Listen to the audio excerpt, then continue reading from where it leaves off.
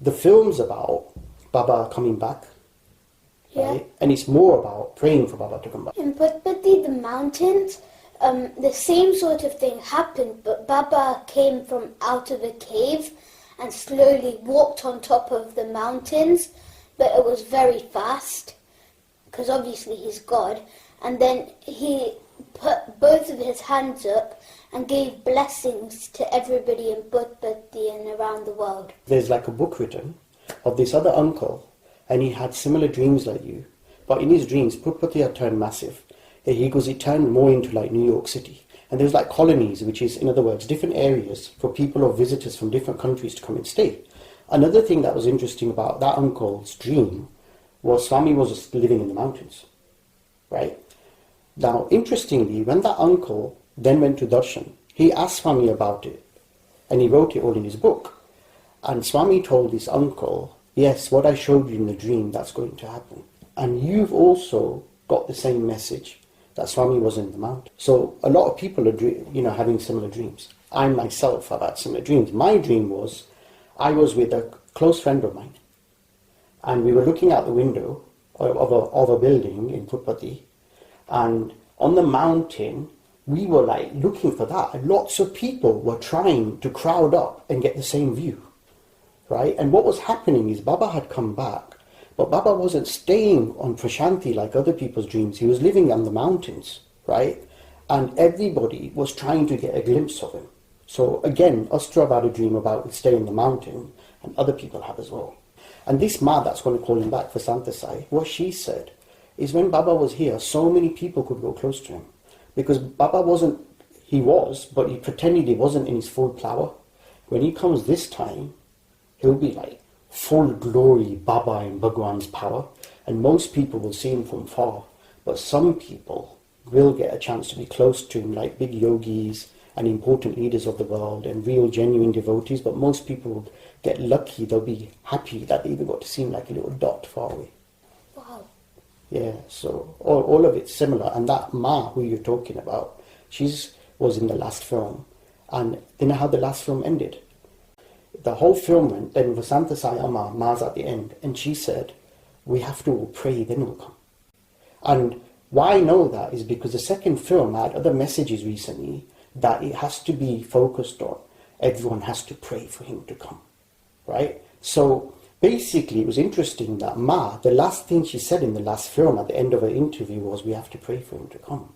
Because she knew, she was given an answer that this film is about Baba coming, for people who don't know, right? Or people who know and want to learn more about it.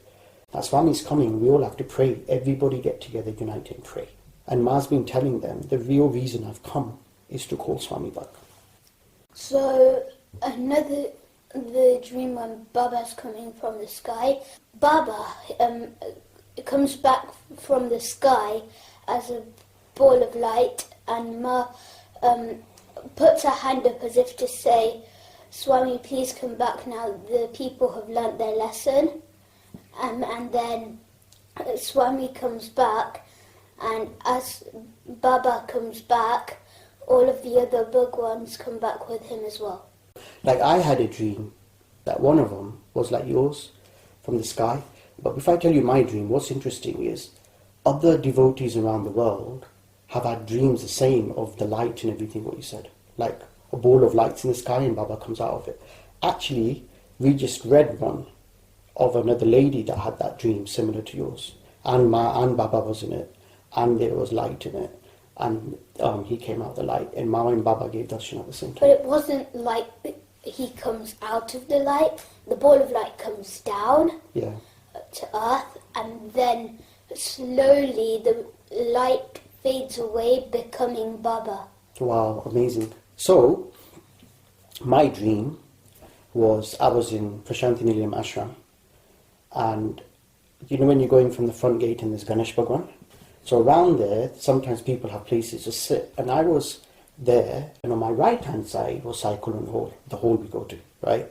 So I was standing there, and suddenly, like the size of when we watched dinosaur movies, a massive snake came, huge, going past me. And it was kind of scary for a second.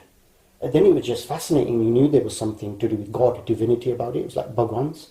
Then a second one came. Then a third one came. Then I remembered that once I had this, asked this uncle who's been with Baba for years in the ashram, why is the snakes when we walk into the ashram, the murtis, the statues, right opposite Ganesh Bhagavan? So first we get to the snakes and then there's Ganesh Bhagavan when you enter. And that uncle said, oh, really good question. No one asked that before. Because before God comes, the snakes come. So I thought, in the dream, these massive snakes are going by, and I thought, I knew. I remembered all that, and I said, oh, Baba's coming back. That's why the snakes came first. Right? And then, soon as I thought that, I looked up, and right in the sky, above the ashram, huge giant Baba had appeared. Wow. But it was kind of like moving, like he's looking down as a giant around the ashram, moving along. But as he moved, like in your dream, he kind of got smaller and smaller and smaller, like he's come down now to spend time with us. And the best thing we can do with that is pray.